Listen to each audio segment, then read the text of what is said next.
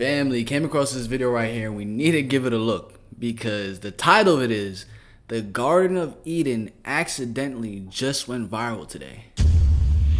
Now, the reason why this is so interesting, this is not the first time that I'm hearing that one of these so-called mythical events that happen within the Bible are like coming to be true when it comes to like the historical geography that's discovered. Now, one of the other things I'm mentioning that makes me mention that is the fresh clues in Turkey that made the story of Noah's Ark much more believable. And the reason being is because they had, this is right here, whatever that says, analysis revealed traces of marine deposits and ship-shaped structure matching biblical dimensions. You can look into it. So I want to see what they reveal in this video right here. Smash the like button, subscribe, turn on post notifications.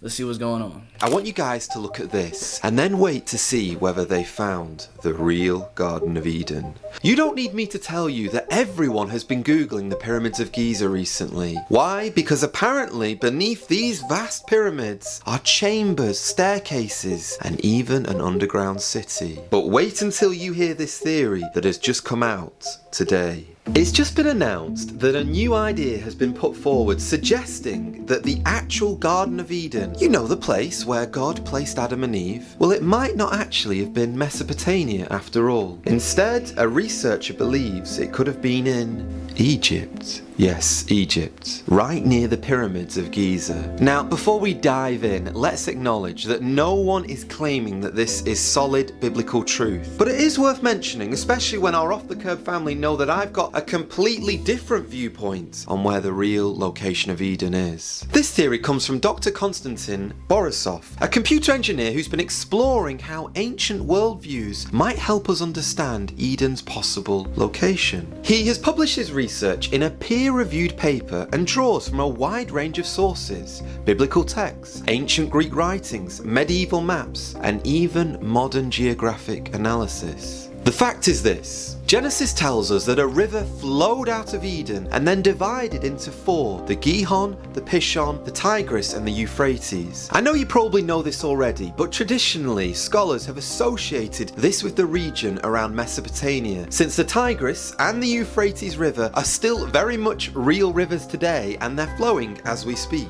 But did you know this, that the name Mesopotamia literally means between the rivers? Are you imagining this right now? Because there is an issue. Gihon and Pishon are really difficult to place. They're just not easy to identify today, and that's led a lot of speculation over the years. Some have even suggested locations as wild as Mongolia, Florida, and even outer space. But we're going to talk about that in a second. Dr. Borisov, however, has taken a different approach. He turned to medieval European maps, circular ones that showed the world encircled by a great river called Oceanus. And according to him, right at the top of those maps is paradise, which by the way is literally labelled Eden. He argues that if you align these ancient rivers with the geography in those maps, they match up differently. The Nile becomes the Gihon, the Indus River becomes the Pishon, and the Tigris and the Euphrates, they stay as they are. I was really struck by this part of his theory, because he says that the four rivers that flow out from Eden aren't located in one tight area, but rather they span out from a central point. And what is located in that central point, according to his theory?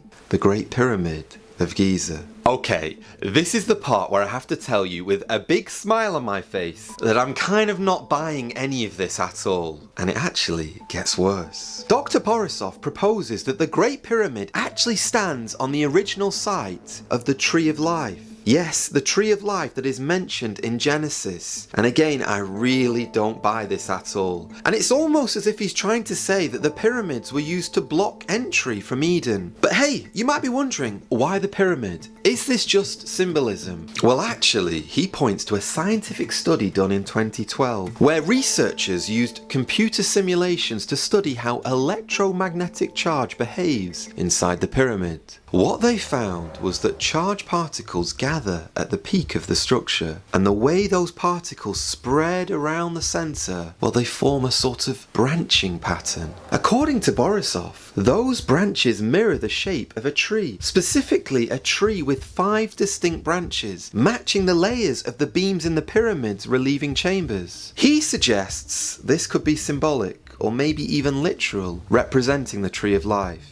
Now, I could be totally wrong, but I just do not get this whatsoever. But it is in the newspapers today, so tell me, what do you think about it? Because as I said earlier, I do think there is a much likelier location for Eden. But let's just wait to hear the rest of what Mr. Borisov says before we write him completely off. So, Borisov, he also explains that the emitted energy from the pyramid in simulation interacts with the atmosphere and produces photons, flashes of light in purples and greens, which, let's be honest, is a pretty cool image. He also makes the case that if we follow ancient understanding of the world, that Oceanus encircled the Earth and that Eden sat at the top, feeding 4 great rivers, then the geography aligns pretty closely with Egypt as the central point.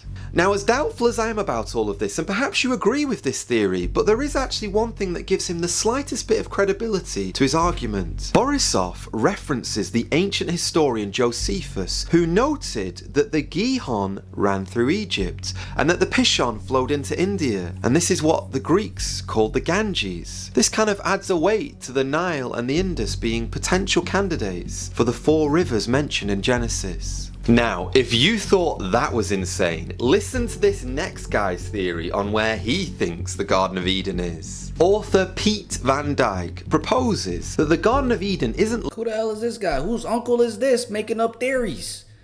Is this your uncle?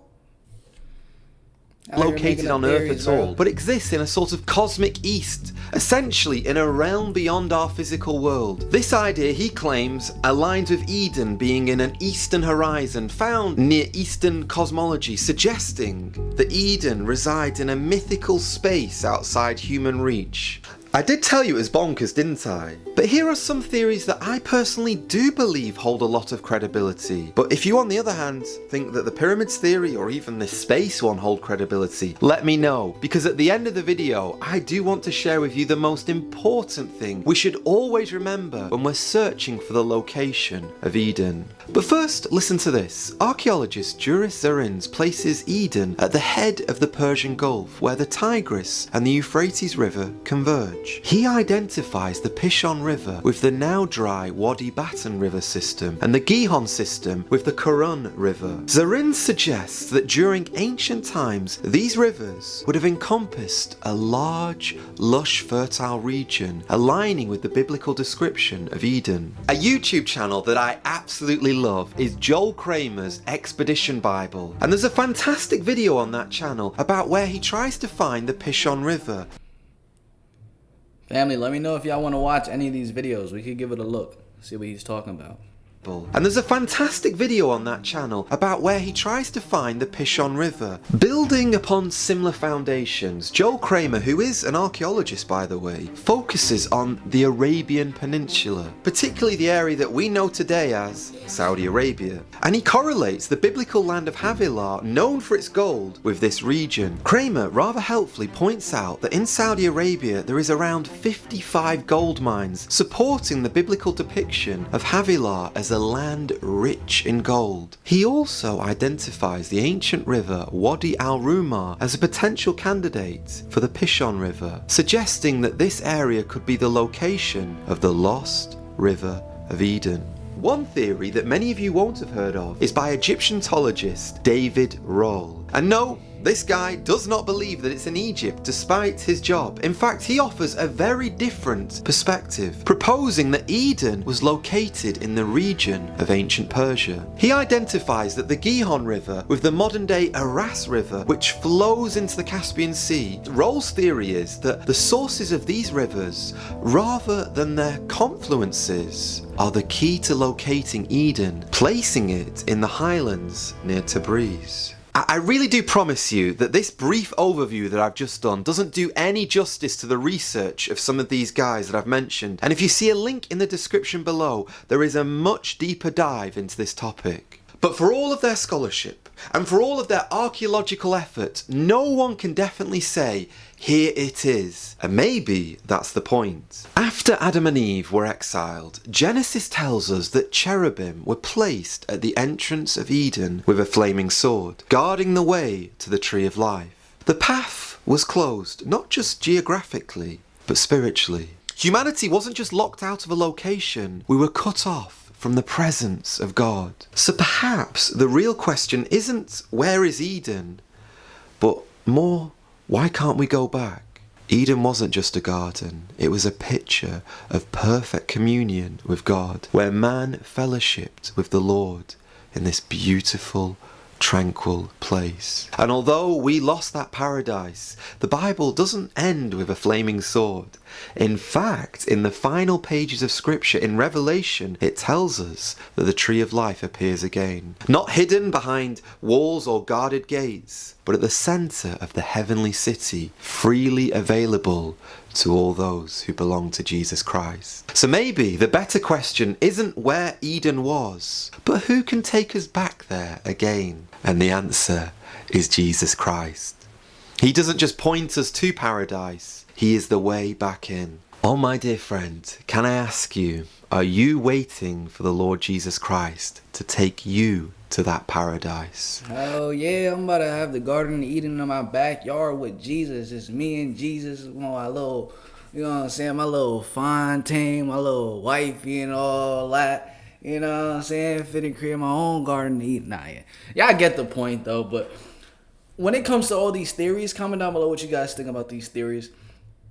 I thought there would have been like more evidence provided, like at least with the Noah's Ark situation, because that one, like, you can literally look at the mountain, like you will see like the outlining of like the bottom of a boat that perfectly matches up with the description and dimensions that was mentioned in the Bible, because the Bible really gave very specific dimensions for how tall and how long the ark should be. So comment down below what you guys think about these theories right here. I do read your comments and I do enjoy them. Smash the like button. It's completely free. It really helps out the video and gets the video into the algorithm so more people can see it and more people can eventually subscribe. I love you guys. I'm going to catch you guys in the next video.